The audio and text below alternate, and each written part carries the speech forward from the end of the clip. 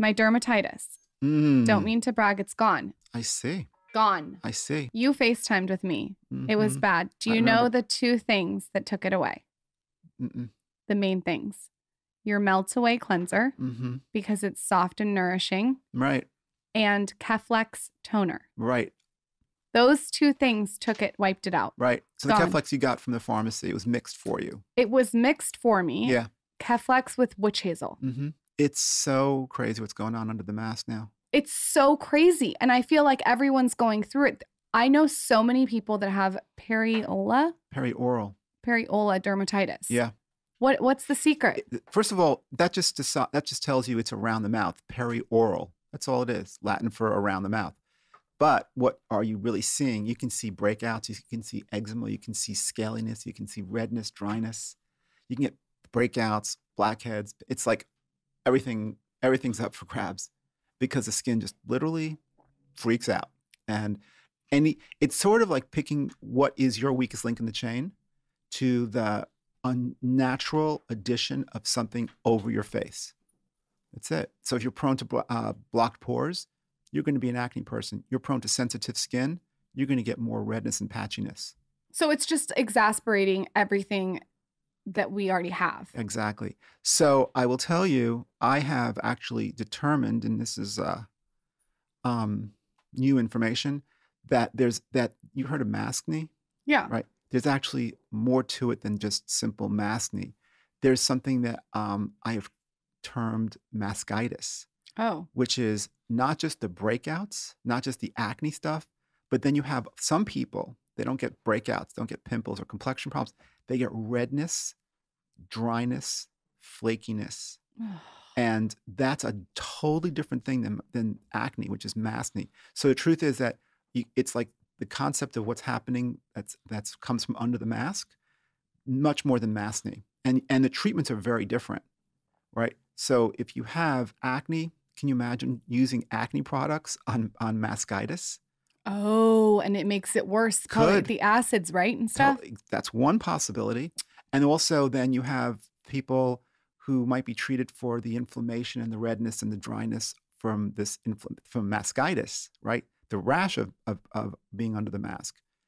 That's not gonna, that you put that on acne, if it's like oils in it, it can screw that up. So what I've done in my practice, and what we're doing with our whole campaign educationally, nationally now, is a lot being written about it, like right now, so this is very timely, that we have to educate people that there's actually two different forms. There's maskne and maskitis, totally different conditions.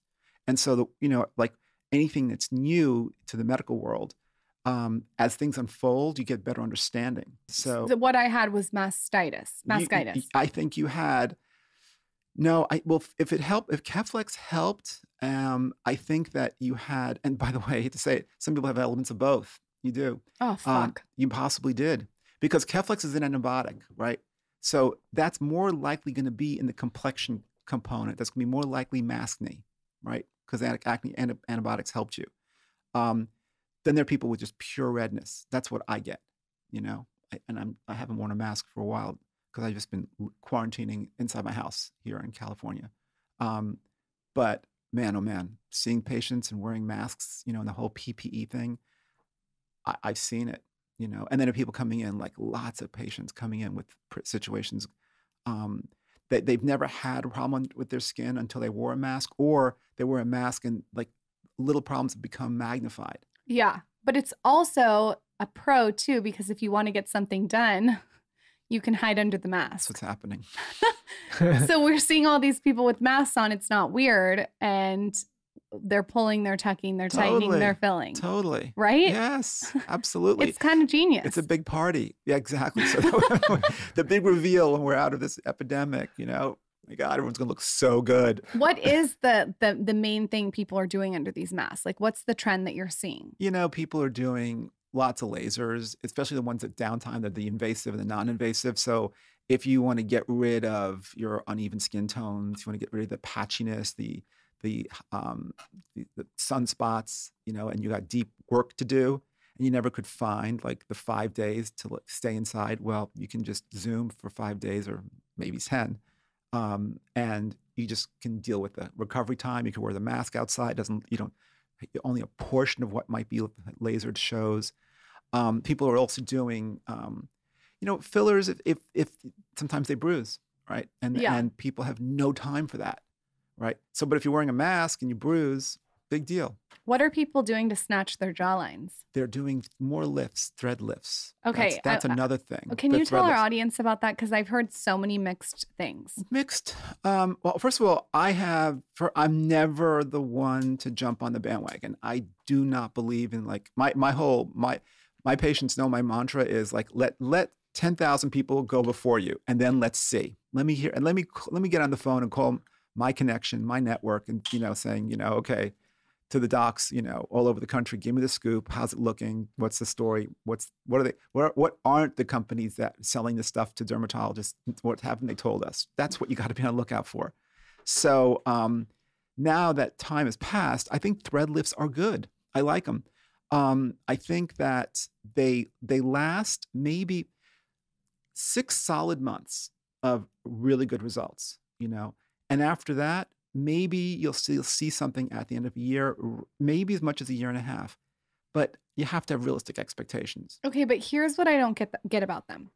If they pull your skin back and then they dissipate or go away, isn't there saggy skin left over, or is the skin still tightened? Does that make sense? Is that a weird question? Are you asking, like, are you possibly worse when it wears off? Yes, like when you pull the skin back and it's trained to be pulled back and then the thread lift stops working and it... He's asking it's like stretching a T-shirt. Yeah, is it like stretching a T-shirt? Right, not at all. Okay. You can't even pull that hard. Okay. It's not like a facelift surgical, It's you can just retract, that's the word, pull back a little bit and just streamline that jawline, get rid of the little jowliness, right?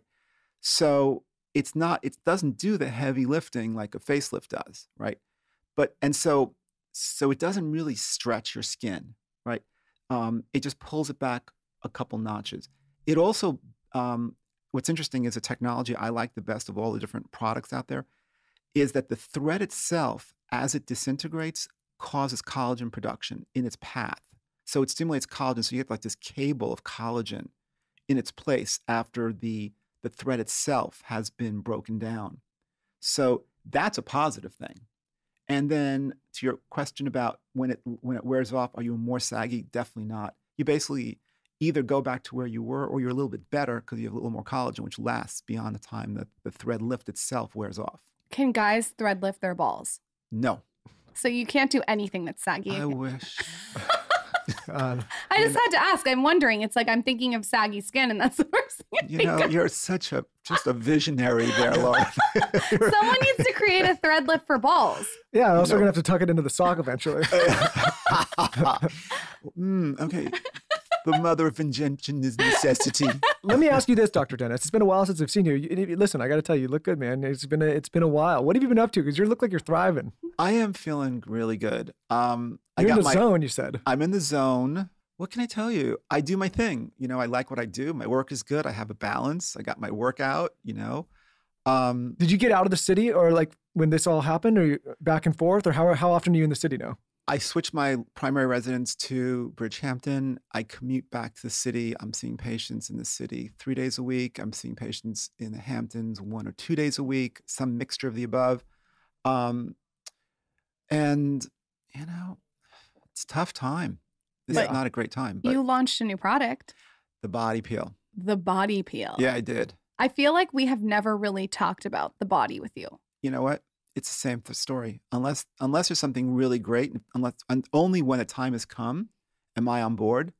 And I had nothing until we have this insane, radical pad for the body now, which is, I kid you not. I mean, the alpha beta peel is really successful and it's been proven to work and people love it.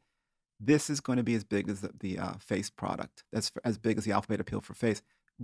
Did you get the product? I'm obsessed. I got the body peel. I love it so much. And here's the thing. Everyone was so focused on the face, and then the neck, and then the hands. But like, what about the rest of the body? You want it to match to the face. If we're all doing such a good job taking care of our face, we also need to think about head to toe, in my opinion. Yeah. So this is so innovative because it really, I think it is the next wave of beauty. Me too. Like, I want to be using this on my butt. You can. We can use it on our butt. Absolutely. The thing about, first of all, here's the breakthrough. Number one, for me, I had to say, all right, what's the fundamental difference between face and body skin? Like, what am I dealing with, right? Where's my foundation? Where am I going to start digging here? The difference is that body skin is 2 to 3 times thicker than face skin, okay? So that is, the bad part of that is that any problem you get, people get fine lines and wrinkles in their chest through here. They hate the chest, right? Or they just start to get laxity and flabbiness, like, above their knees, that wrinkliness that above the knees. Or I had patients coming in showing me like they're going like this to their arms, and they're showing me how thin the skin looks. I had people coming in saying, I've been doing yoga for years. I've been doing this position for years. And now for the first time, when I go like this, and they just like do a downward dog, they start to say, look at my skin on my thighs. I've never had this. And they start to like freak out. They don't like it. So the difference is that the skin of the body it's thicker. So it's harder to treat. But here's what we did. We flipped it. We said, now we can be more aggressive, right? The skin's thicker. It's also more resilient. So if it's more resilient, we have the options to like do things that we could never have done on the face in a single pad, right? And that's what the chemistry is all about. Because what would happen if you did it to the face? It would just be too strong. Just strip the skin too bad. Absolutely. Yeah. Right. Redness and flakiness and downtime and really serious. That you can't do that. Don't use this body peel on your face, folks. But on the body, it really goes deep, and it's simple to use, but the science behind it, there's actually, it's engineered to have like 4 different tiers of ingredients delivered back to back to back to back while you're applying it. What are those ingredients? Well, the ingredients first off are exfoliators, right? So the first thing you need to do is you need to get rid of that top layer of dead skin. And that means that right away, your skin's going to look super radiant, right?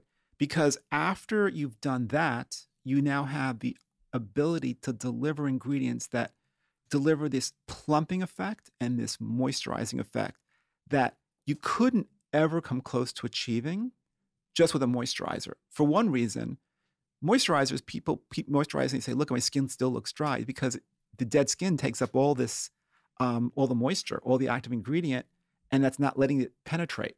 So by exfoliating, and now the skin's thick. So you really, really, really have to really go to town with the exfoliation. You still don't have redness. You still have no downtime. There's no flakiness. It's an instantaneous result, you see.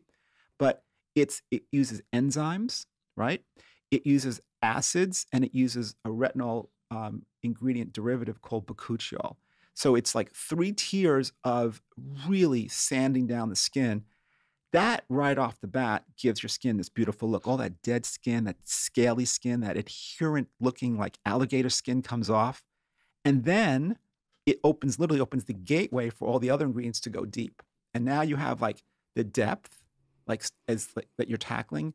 We can really go to work on it. And now we can build collagen, we can firm, we can help laxity. And then we can get pigmentation, ingrown hairs, acne, keratosis pilaris, those bumpy things people get in the sides of their arms. All that stuff is within reach now. We can fix it.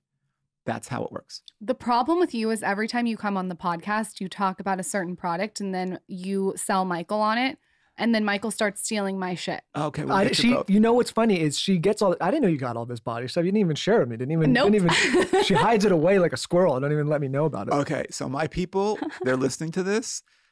Can you please put Michael on his separate mailing list and his own, get his own account there? We need to get this man hooked up. Listen, you want this stuff to stop flying off the shelves. You get me hooked up. No, I'm just kidding. I have a question. I have a selfish question, actually, for Dr. Dennis, because I've noticed this about myself. I feel like my skin has suffered this year, and especially my eyes, because normally, like, we're in my office right now, and normally pre-pandemic, this is booming, and there's people in here, and we're meeting all day long face to face.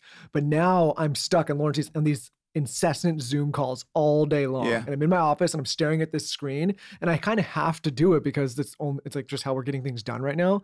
But I feel like the constant light of the computer, maybe I'm wrong. Or maybe I swear it makes him age. I've noticed it. Or maybe just staring at the screen all day. And I wear like all these blue glasses and stuff now because it's straining, but I feel like I'm squinting more in my eyes and my skin. And like, have you thought about what these kind of like, is all this screen time, phones, computers is doing to people? Is it doing anything, or is that just in my head? I don't think it's in your head. I don't think it's in your head. Do I know exactly, like, you can hear them. I like to really be very specific about what scientifically is happening to the skin. Yep. Here's the thing. What's very clear is that's just a very unnatural way to live, you know? And I think that if you just look at living creatures in their habitat, they look better. They're thriving. And it's just not normal for you to be doing that. And so does it create more dark circles? Does it create more squinting? You know, does your skin not get as much oxygen? I think all the above. Yeah. And especially my eyes. Like I can tell like my eyes are strained this year. I'm not joking. I swear to God, because you know how detailed I am. I do. I can notice in his skin. Well, because like normally, even his eyes, his under eyes, like let's not make an expose on how terrible let's like diagnose him right now. You can see his skin. No, but I can tell because, you know, we're all on the computers and phones too much as it is. But now we're working, doing our stuff, but also you're interacting and zooming and staring at people all day, especially like with what I do. I do. And I feel like and like the other day before even noon, I think I was on like 13 different Zoom calls, like from 9 to noon, which was, I mean, it's ridiculous. I got to change my schedule up, but I was like, this cannot be good for anything. Yeah. What it looks like to me, just looking at you from this 6 feet distance, it goes under the category of having tired looking skin. Yeah. You know? And so what does that mean? It means that, first of all, I do think that there's a little more dark skin underneath your eyes, right? And so there's 2 reasons people get under eye circles, which is what you're seeing, right? Which is a tired look, right? Either you're starting to have hyperpigmentation, right? Melanin deposit, right? Which are like sunspots underneath there. But the other possibility, which is the one I think is applied to you, is I think you're starting to see more of your darker veins underneath your skin become more obvious. And do you think that has to do with the screen or diet or like, or what? There's again, let's go science. There's 2 possibilities. You see more darkness due to the veins underneath because either your skin's thinning out a little bit, maybe you're losing some collagen, and so the veins that have always been there, the skin's a little more transparent, more thin, so you actually see them. They actually protrude. The color of them is more obvious. Or your skin is the same, but the veins are bigger. The veins are more dilated. There's more circulation coming in, and it's pooling a little bit. So the veins are a little bit bigger, a little more engorged, right? So you don't have puffiness, but the color underneath what causes that? The unnatural screen time. Yeah, and maybe straining. Yeah, no, I got to get a handle on. That's why I'm excited about this break. A lot of people struggle with what he has. What is a prescription skincare routine that you would give to him? Because he does have a lot of your products. Is there one product in particular that you would use every single night? Vitamin C eye cream. That's the one I use. Stay on that, because that's the one that builds collagen. Okay. No, you're using the blue one. No, I use the orange one in the morning. Are you sure? Yep, I know. And the other vitamin C serum. I use the vitamin C serum and then the vitamin C eye cream, and then I switch it up between the blue marine and the orange. The blue marine, is that the Stress SOS one? It's the one in the blue bottle. It's the long skinny blue bottle that you have. And I use the brown one at night. Right. So that has hyaluronic acid in it. The other one I'm going to recommend is the one that has the superfoods, niacinamide, and adaptogens in it. Okay. It is seriously incredible nutrition for the skin, super antioxidants, crazy soothing. Which one is that? What color? It's a royal blue color, royal blue, distinctive. You know, can't miss it. Okay.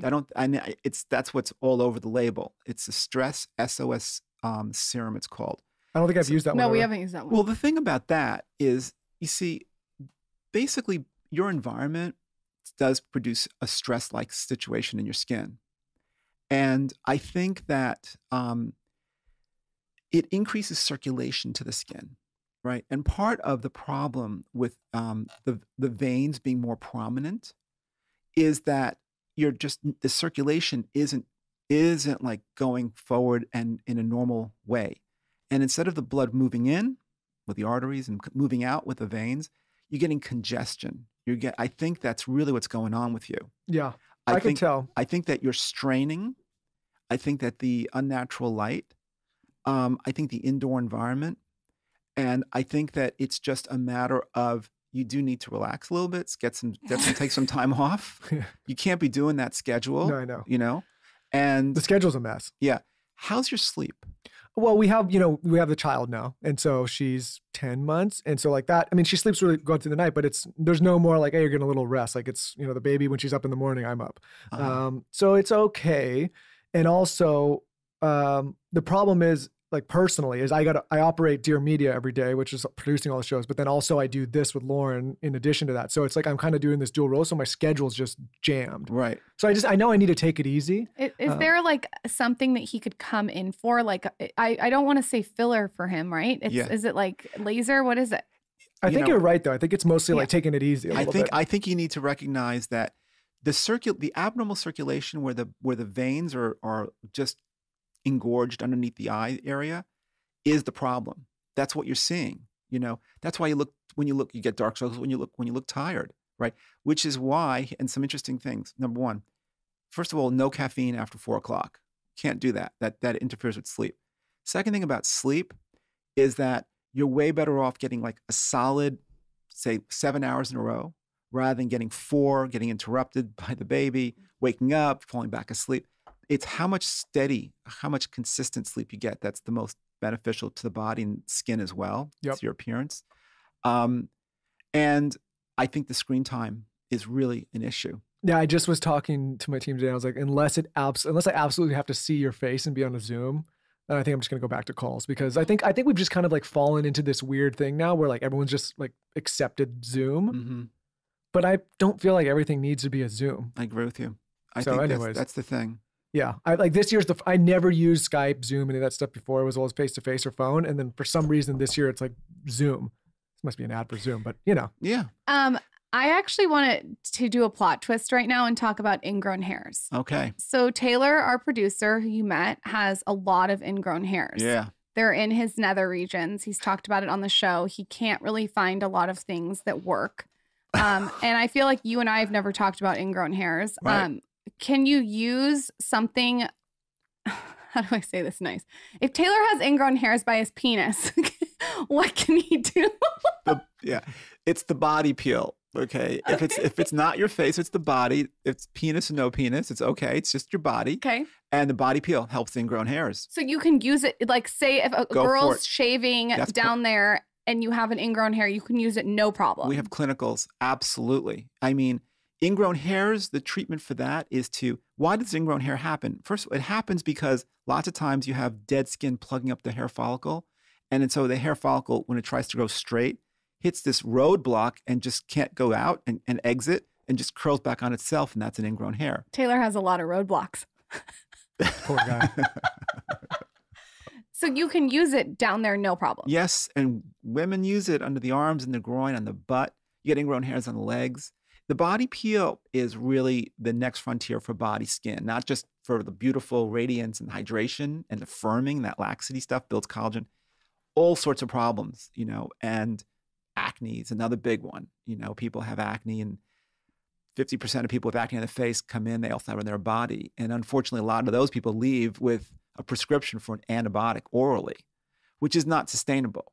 You and I talked about this. They put me on an antibiotic 3 times for dermatitis, and it keeps coming back. Yeah. That's the problem. Right. And it destroys your gut in the meantime. Precisely. Which is so frustrating. Right. So a pad is very safe and really the answer. And every type of skin type can use this? That's huge. Yes. Different skin types, different skin tones, human beings, all the same here. The chemistry, the science, the application, all great. Can every single skin tone, skin type use all of your products? Yes, absolutely. They're all friendly. They're 100% friendly. And that is where being a dermatologist really comes in, is that there are certain things you need to put in formulas, certain things you must not ever do to the skin because you don't know who's going to be using it, what skin type's going to be using it. You want to really work for certain skin tones. Some people are prone to hyperpigmentation. Some people are prone to redness. Some people are prone to dryness. Some people live where there's hard water, you know. Some people using it because in weather that doesn't change. Some people go through all 4 seasons. So all that science, there's something in it for everybody, you know. Hard water. Hard water. Do we live where there's hard water? Interesting. Yeah, LA is hard water. Oh my God. No question. So LA is hard. Yeah. What is hard water? First of all, why is it bad? Let me get started. LA has hard water because it's high in heavy metals in the water, right? We did the testing. Now, it doesn't mean it's bad water to drink, right? It's potable, right? Per the Environmental Protection Agency, right? So the water you drink's okay, but when you put it on your skin, for some people, those heavy metals and calcium, that's the really big one, in higher levels in certain areas, means that like you try to shampoo and when you travel, sometimes the same shampoo in different areas doesn't work the same. It doesn't lather up as much, you know, or you start to use your same cleanser and it either doesn't come off so well or it fails to lather and you got to use more. And that's really big on how much laundry detergent you use. I mean, I have to tell you, I've done investigations with people, you know, and they just think that, oh, I'm going to put more detergent in my laundry now because of COVID, right? Everyone's a little stepping. But if you have hard water that actually doesn't come out and your rinse cycle, then there's a little bit of residue left in. You do towel dry when your skin's soaking wet, which is what you do. And then the detergent, which didn't wash out, comes off the towel into your skin. Okay, we need a Dr. Dennis Gross detergent that doesn't give us acne. Yeah. You know what I feel like too? I feel like my hair is better in New York, which was like for a while there I wanted to move there because I feel like I could comb the hair better over there than I can compare it here. Yeah. New York water isn't bad. Yeah. You know, it gets a bad rap sometimes, but I've had good times with New York water. Softer water. Yeah. It's harder water in LA. You know, I've seen it. I feel it. Totally different ballgame.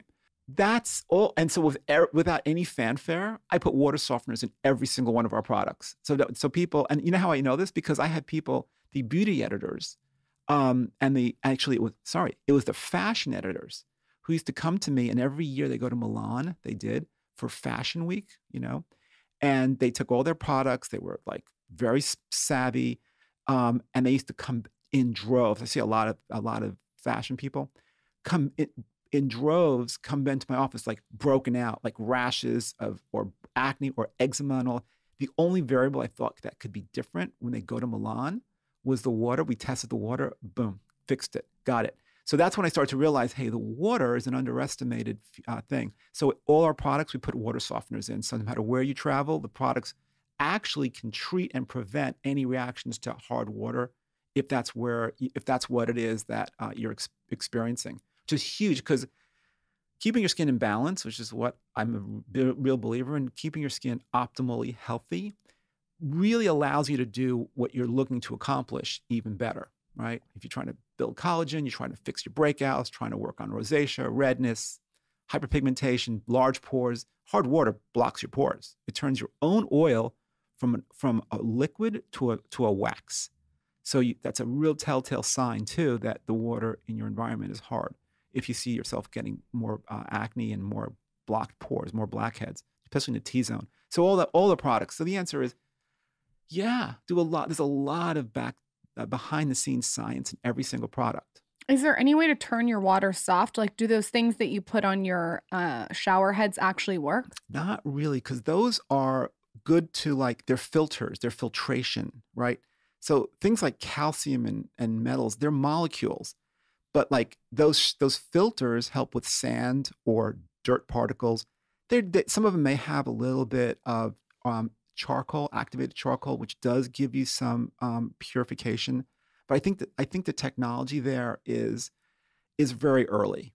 You know, you can get a filtration system in your basement and run your entire water system as it comes in from the main pipe through these systems that will soften your water for the entire house through what the water that comes through your tap. So we shouldn't do what Demi Moore does and bathe in Evian water. It's unrealistic. Okay. You know, and by the same time, you know what? The back to the body pad, that in terms of the reason it gives you this like great radiance right away is because a lot of those impurities are still in the skin. Oh God, that makes so much sense. And you're polishing it up. You're buffing it off, you know? And that little bit of like detox, I mean, think about it. You really take care of your facial skin so much better. That's what most people are really focused on. But to get the reason those results are so amazing is because we've got ingredients in there and we can really go down deep and get all that stuff out and off. If someone wants to know how to use it exactly, and also for my own selfish self, I've been using it after I shower. Is that correct? Correct. Do you want your skin a little damp or dry? Dry. So you get out of the shower. Yeah. And you use like all over the body. Yes. It's a 8.5 by 5.5 inch pad. And the key thing about usage though, is like the first and second time that, let's say you're going to treat your arms and legs, just when it comes out of the packet, and just put it one time over, just distribute the fluid on the pad evenly when it's really soaking wet out of the packet, you know? So one pass over your arms and legs, let's just say. The second time, again, just even application. Now the third, fourth, fifth, sixth time you're rubbing it in. Now you can spend more time, you know, with each particular area, but you just want, in the beginning, spread it around evenly. Let all those ingredients get, you know, all body parts get equal dibs. And here's a question, since I'm such a fan of your peel pads. So with the peel pads, when I use them, I take them down to my boobs. Yeah. What's more strategic, to do that or to use the body up to your chin area? Yeah. You can use the body up to your chin area. The neck, sort of the watershed area, people love the neck results from the alpha beta peel for the face. If you have ingrown hairs, you know, a lot of men do. Darker skin tone people, ingrown hairs around the neck, big problem. There you use the body pad, body peel. But the point is, on your chest, boobs, body peel all the way. Okay. I can't wait to like use this every single time I take a shower. You should. It's crazy. You don't need to listen to that one pad. People listening to this, they're going to think, oh, I use it every day. It's really designed to be used. You can use this once a week. You can go twice a week. If you have a real problem like the keratosis pilaris. Or you don't have to use it every single day. No way. Okay. No.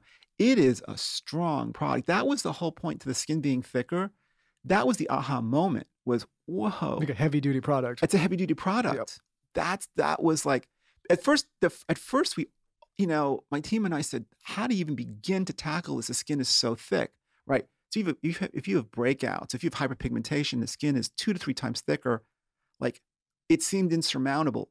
But then the delivery system and the means by which we exfoliate it, and using alpha and beta hydroxy acids in a completely different way in this product. For example, glycolic acid, which is great for exfoliation, we're not using it here for that. We're like exfoliating with enzymes, opening the gate and letting glycolic go deep and stimulate collagen in the fibroblast, which it scientifically is proven to do. So it's a whole paradigm change when it comes to creating a body product, which all was basically the aha moment was, you can be aggressive. We can be aggressive. And that's what, not only that's not what's what it needs, and what's what it took. And then we got these results that you're seeing. Okay, so this is my one question. So the time that I used it, I did it at night. Mm-hmm. And then I woke up in the morning and went and got a spray tan. Mm. So what I would do is I would keep my spray tan on for a week and then use it again, right? Yeah, Will that's it fine. take the spray tan off? No. No, it's not going to do that. It's okay. Okay. It's okay. Spray tans a week later, if it's still looking like it's in your skin, it's going to still be functional.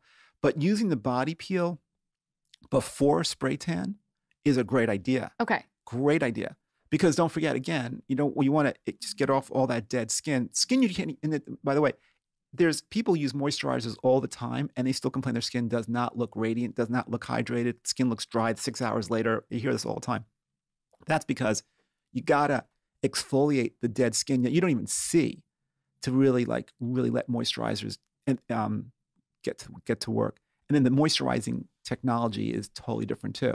There's 3 different layers to it, right? There's 3 different layers to the exfoliation, 3 different things to that the hydration does. Like we increase the hydration internally, which is how the skin like looks plump, and that crepey skin goes away like within, seriously, like 3 minutes, because you're plumping. It's not a collagen story, it's a hydration story. And then you can actually bring in atmospheric vapor, into the skin, which is why the skin looks better like 12 hours later. Some ingredients take time to work. So the results are great after 12 hours. Immediately after, then 3 hours, 12 hours, 2 days, 3 days, it gets better and better. So everyone's going to be able to figure out once a day, definitely not.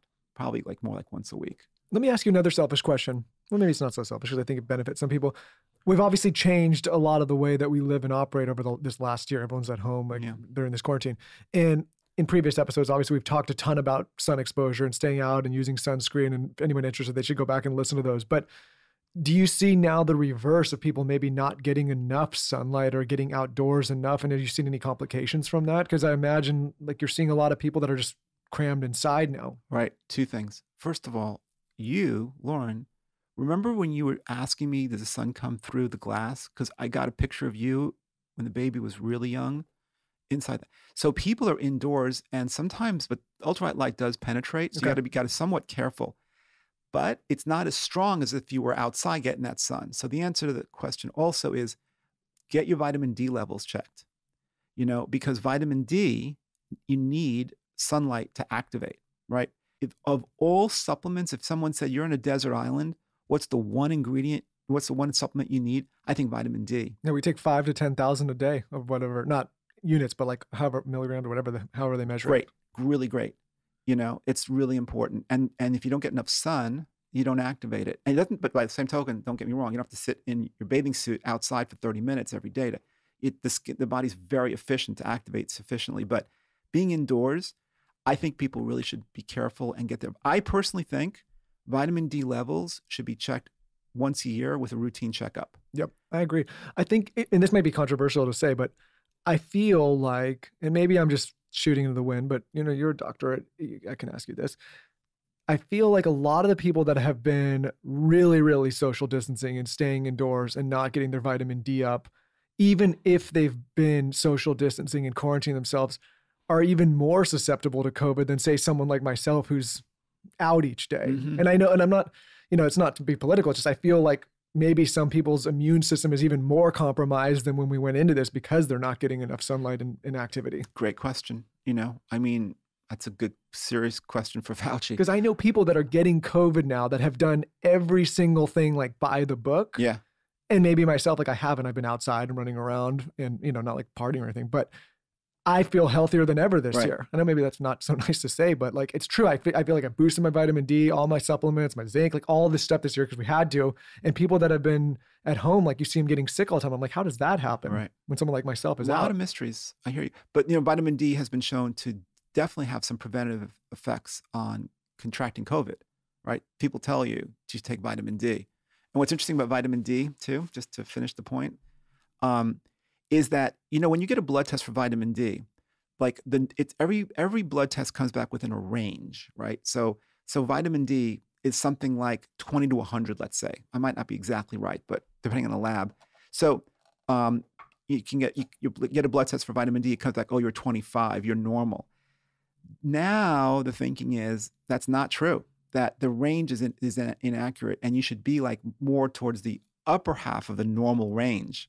So if you're at 25, even though it technically speaking is normal, you should still supplement and take it so you get it up to like it was 60. More like that was like the bare minimum before, just to like be considered normal, but it's not actually giving you the protection. That's the thinking, that the range is shortchanges people, and don't accept being on the low end. Be in the healthy middle and above.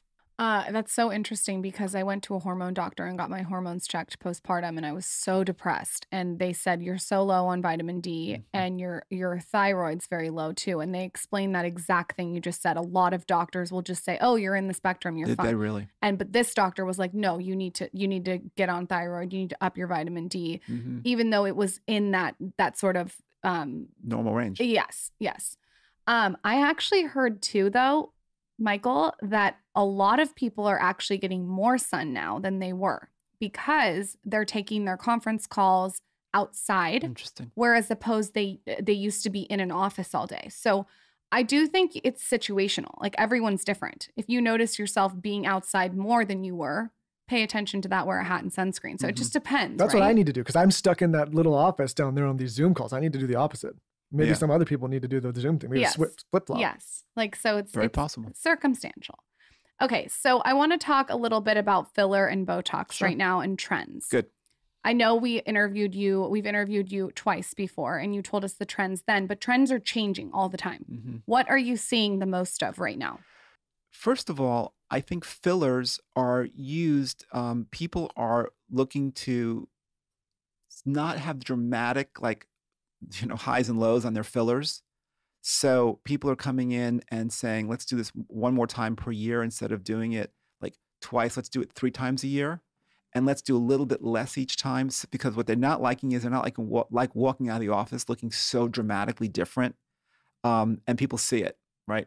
So the way to just stay more to like natural looking for your own self is to not get such a high dose per session and to bring it down a little bit. That's one trend I'm seeing. I'm seeing the lips being really popular. This is one of my little areas of expertise.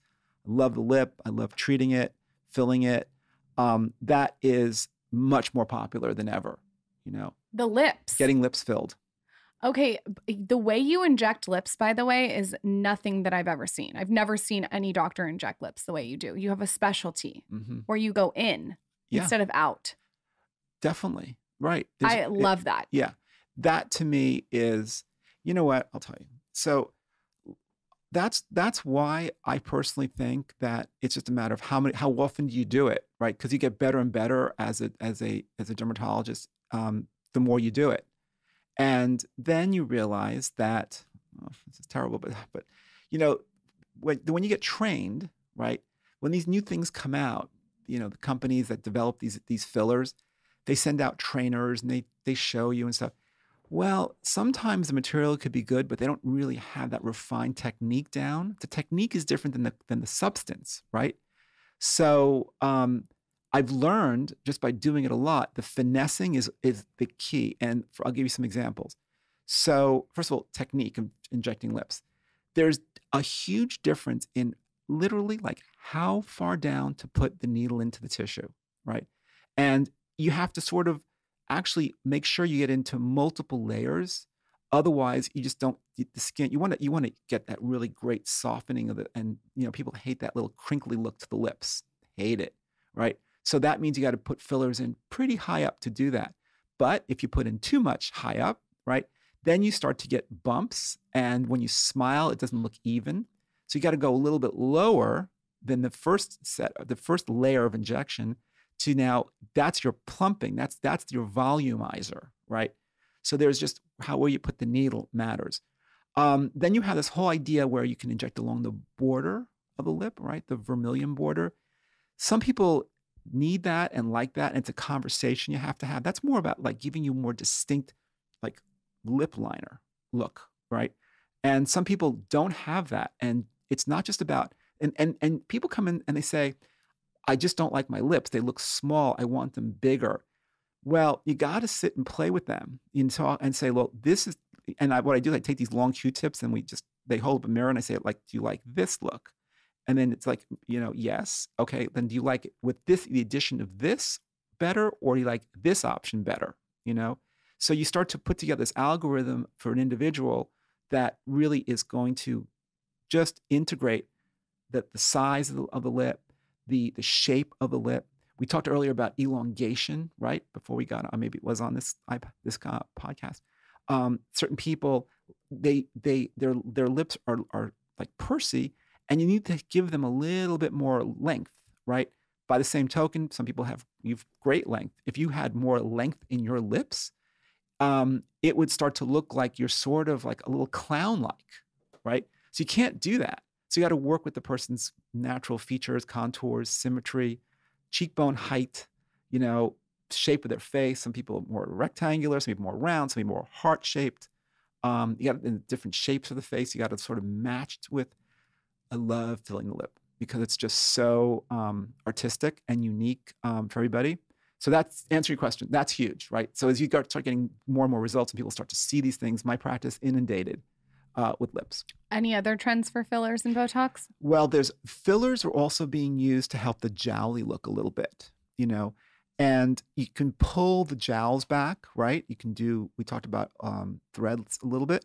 Ulthera is a laser that helps that. But fillers, sometimes you can camouflage jowls, right? You put a little bit of filler, like I have this jowl right here. So, and this, I don't do this myself, but it's possible to put some filler between that jowl and right through here, the chin, and just give a more straight line, right? Because you think about what a jowl is a little bit of a droopiness, right? So if it looks like it's lower relative to the skin around it, which is not as low. What about if you sort of have everything meet somewhere in the middle? And you can do that with filler to make jowls sort of like camouflaged. A lot of my guy friends complain about their jowls. It's something with guys. And they're asking me if they should get custom jaw implants. What do you think about that? I got to say, be careful, because now you're playing with really, like, if you don't like those results, man, what do you do? Try getting, can you get them out as easily? Do you have to cut away tissue? Do you lose collagen? Do you lose some fat? Does it ever look the same if you remove them? The more permanent something is, the bigger the risk, So you're a big fan of lasers. You were telling me off air that you like, how do you say it? Ulthera. Yeah. What's the top 3 lasers that everyone should look into? Or does it depend on what's the issue? Maybe you could give us one for pigmentation, one for tightness, and one for acne. Okay, cool. So that's exactly how to approach it, right? You got to, and that is the bottom line. There's no such thing as one laser doing it all. That is another huge development. Is that the jack of all trade laser idea? Run the other way. No way. So one problem, one laser. For let's say discoloration, right? Hyperpigmentation. There's a new version of the IPL laser. Slam dunk. No question. Best of breed. Still. Also great for redness, right? So people come in with issues of uneven skin tone, color issues. That's one big bucket. When someone sits across from me, I'm looking at them, I'm organizing my mind to like, well, how am I going to approach this, right? So I like to break it down to color issues, complexion issues, and fine lines and wrinkles, right? And then I'm off and running in terms of how to like get them the best overall results to their skin. So IPL for discoloration's great. For collagen production, there's also for under eye circles, right? Well, you can do under eye circles, definitely, if your skin is thinned out, and that's one of the reasons for it, right? IPL is great for under eye circles. Yes, you can use IPL if you have discoloration as your cause, right? Definitely. Ulthera is a laser that literally bypasses the top layer of skin, so there's no downtime. And the beam settles in somewhere in the middle layer of the skin, which is where the cells that make collagen live, and stimulates the collagen to be produced. So collagen's a holy grail of youth, right? It's like the fibers, the cables that give your skin the firmness, the thickness, and it's what you lose when you start seeing lines and wrinkles and laxity and grooves and all that stuff. So Ulthera goes deep because the cells that make collagen live there and stimulates them to make more collagen. Now, the myth is that you can't drink collagen. I don't know if you guys are out in California are finding this to be like a fad. I'm not loving that fad. So I think that you can use lasers, and in my practice, I'm all about that. So Ulthera to me is really great. And I love the fact that it doesn't cause a downtime. It doesn't cause any kind of redness, flakiness, discoloration, zippo. And it really works to plump up the skin.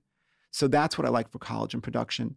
Acne, there's a laser now. It's called a V-beam. Love this laser because it helps get rid of the blockages, helps get rid of the redness, and it helps flatten acne quickly, and it gives long-lasting results, and it helps scars. Do you like Accutane? I've never asked you this. I do. You do? Yeah. I think in these selected cases, absolutely. If it's so bad? Big time. Okay, so if you have really bad acne, that's something that you would suggest someone looks into. You got to use it judiciously. Okay. But when you do, it is fantastic for people. What about the ingredient in birth control, spirulina? Spironolactone. Do you like that for acne? Some readers take that. I hear you. And again, the right thing to do for me judiciously is I do a blood test. Yeah. Right? See if they have the abnormal hormone. If they're too high in this one particular hormone, right? If their androgens are too high, then spironolactone is great. But to give it out like just to everybody empirically, like it's candy, no chance. You're very situational, I feel like. So a question that I've never got to ask you, and that I've always wanted to ask you is, when you have an idea for a product, how does that work? Like, say you decide, like, your body pad. Yeah. I want to do a body pad. How does the concept come? Do you actually get in the lab and start testing stuff? Do you design the package? Like, what's your involvement in each product? Soup to nuts, everything. That's what I do. Wow. Yeah. That's like a dermatologist and a formulator. I was a skin cancer researcher. And I really know science. I know biochemistry. And that is just like another part of my career that is very active. And so, yeah, I'm the one who's picking the molecules, the ingredients, the delivery systems, 100%. That's the whole deal. The body peel is, so gnarly. The body peel is my baby. You know, what's funny is I get all, like, my guy friends ask me I always use your products. It's been long. I mean, how long have we known each other now? A couple of years. And I've used them consistently. And I always tell people, I'm like, listen, I've talked to the guy. He is actually, like, has the background and he formulates and he knows. And I think, like, that's so important when you're putting all this stuff on your skin. And also what I love about your line is I feel like, because a lot of people listen, they get overwhelmed, like, where do I start? But I feel like you have very specific products for specific skin issues. Like, so for me, I use a lot of the products that come in the orange bottles with the caffeine and the collagen because I feel like it helps me the most. I use less of the blue, what's the one? Hyaluronic acid, the moisture cushion stuff. Yeah, because I feel like I haven't had that issue, but I do need the other. And so, I don't know, I just feel like it's important if you're formulating these products to have an understanding of what you're doing, because there's so much shit out there now. There is. And that's one of the great things that I'm really happy with new development in the company is we're doing one-on-one consultations, right? So someone can actually, and now we're doing like Zoom one-on-ones with people. And I have trained people in my company to actually look at the skin and diagnose and then recommend. Because to your point, it's all about, there's so many options, even in my brand, that you have to sort of know, like, what's best for you. So what we're teaching is pick your top number one problem, pick your top two, and let's start there, right? So is it uneven skin tone and dark circles? Is it your complexion and your pores? Is it that you're starting to see your skin looks just dull, right? So many people, there's two types of people I find. Those who come in and say they can point to their problem. Then the other people just sit there and say, my skin, there's something going on. I just don't look as good as I used to. And that's where you need to really help both, because people who know exactly what they're trying to fix, they're easy. But you got to lead them in the right direction. But I imagine even in those scenarios, there's some people that think they know what it is, but if they don't have the expertise, they're telling you something like, no, that's not the right thing to do. That's so true. That's 100% true. And then you have to sort of like walk them back, right? And reframe their problem to a point where you can say why they're not 100% accurate about how they're seeing it. That does happen. Yeah, because I get a lot of women that say like, oh, I want to get my boyfriend what you use, and they'll like message me, and I'll tell them like I use your products, but at the same time, like I'm like they may not have the same issues that I have, so you have to figure out like what their issues before. That's true. Because there's different things in your line for different cases. Right. And I had one client. Her complaint was she's starting to see crepiness along her cheek area, right? So it looked like her skin was getting a little ripply. That is a problem with collagen, right? It's the same thing. It's just like your skin doesn't have that firmness. So the first thing you start to see is a little bit of crepiness, right? But what she was doing was she was loading on. She wasn't using my stuff before that, loading on so many different things, so many ingredients, and her face really looked like, I was shocked. I mean, it was beet red, and it was so off balance. And it wasn't like she was losing collagen. She was inflaming her skin to a point where she had all these free radicals being generated, and her skin was just not happy. So I had to tell her, it's not about, for you, it wasn't about, because she was talking to me like, well, collagen, because she heard I was talking about this in my platforms.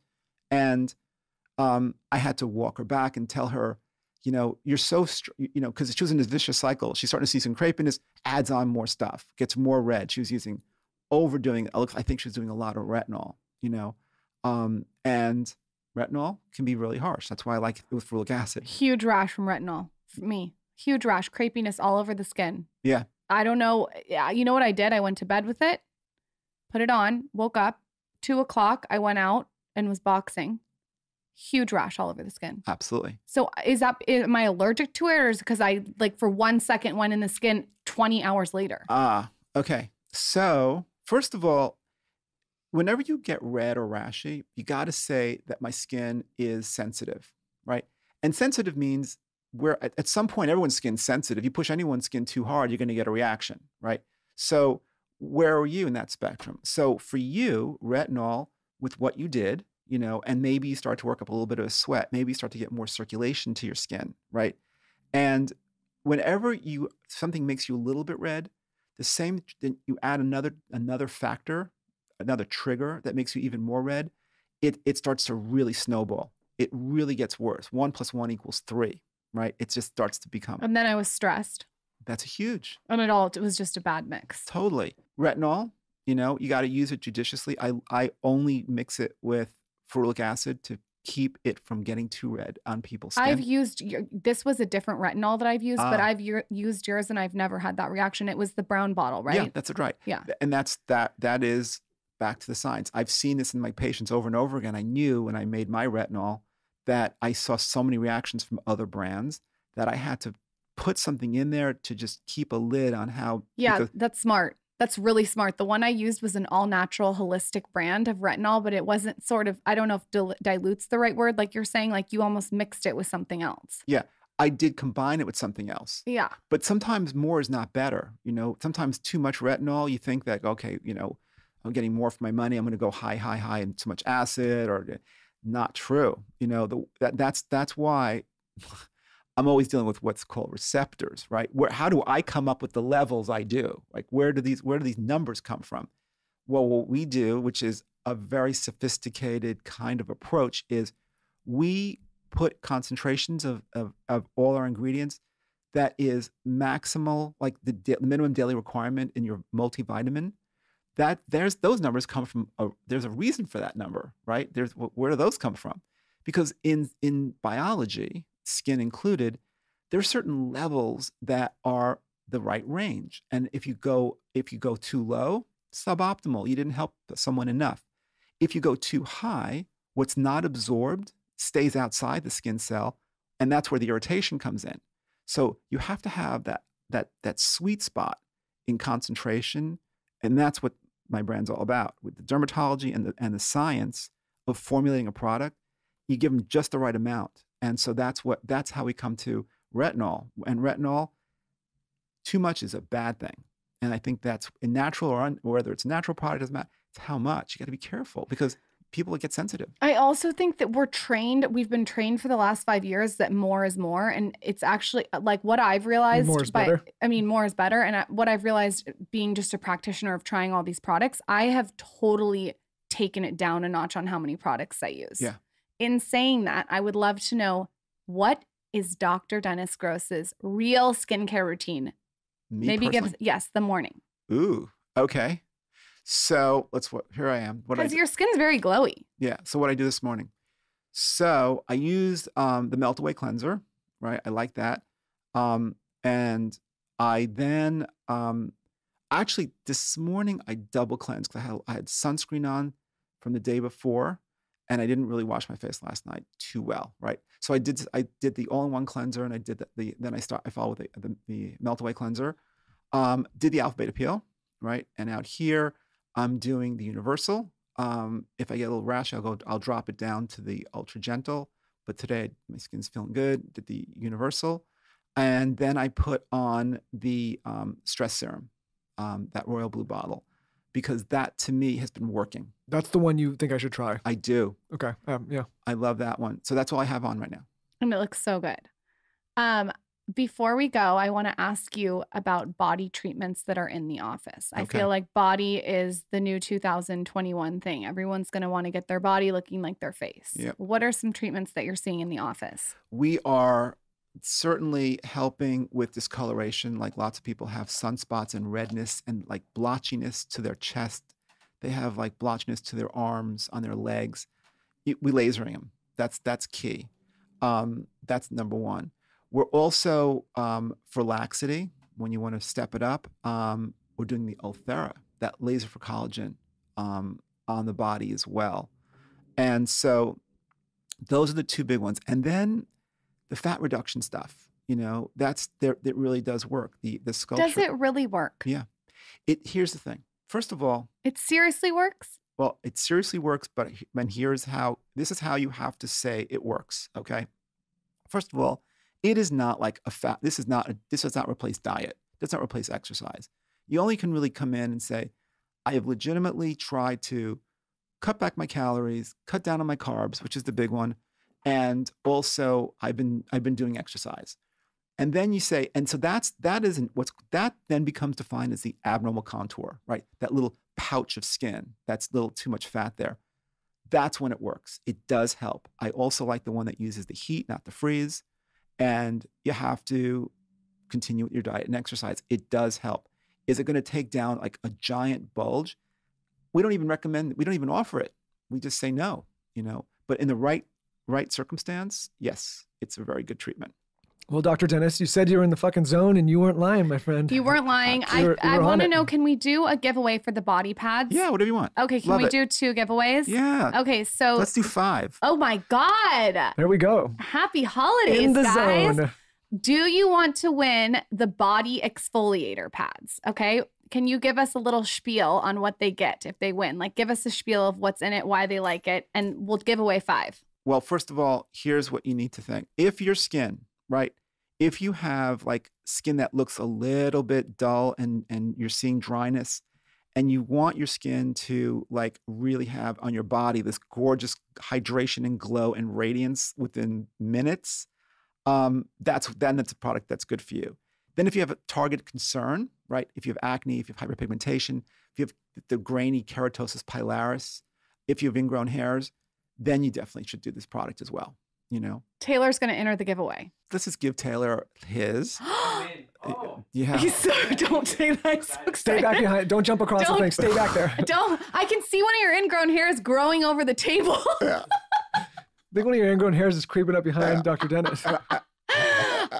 All you have to do to win, we're going to give 5 away. You guys are going to be obsessed with this body peel. I can't even tell you. I am so into it. I think it's so important to take care of the skin on your body as well as your face. This is such an easy, efficient way to do it too. It's a pad. It's easy. All you have to do is tell us your favorite part of this episode on my latest Instagram @theskinnyconfidential and follow @Dr. Dennis Gross, which I know you're going to find so much value in. It's like such a good follow. So easy to enter. Dr. Dennis, you can come back anytime. Thanks. I have 100 questions. Yeah. I'm coming to New York. I want to get that, how do you say it? Althera. Right. And my lips done. Yeah. Might have to go to that Hamptons office, Lauren. Yeah, I want to go to the Hamptons office. office. Nice weather, yeah. Yeah. Nice weather, we'll wait. Thank you so much for coming on. It was my pleasure. You're the best. Thank you. And you. really quick, just where can everyone find you? It's a website, Dr. Dennis Gross Skincare.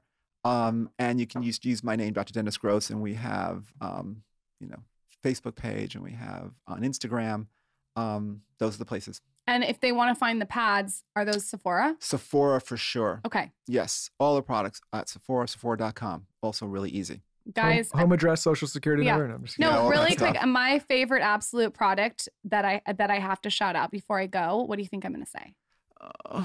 Alpha Beta Peel? I don't know. I'm going to say the blue oil-free hyaluronic moisturizer. Yeah, the moisture cushion. Telling you. That's a great, listen, I'm in California now for a while, and that is an incredible product for this neck in the woods, so for good. sure. Because it lays so nice under the makeup, plumps the skin, tightens the skin, shrinks your pores. I feel like it just does so many beautiful things, but mostly when you put your foundation on, it gives you a glow. Yeah. So that's my product. Michael's is the vitamin C, and yours is the body pad. So. Okay. Okay. That's for sure. All right. Thank you for coming on. Thanks.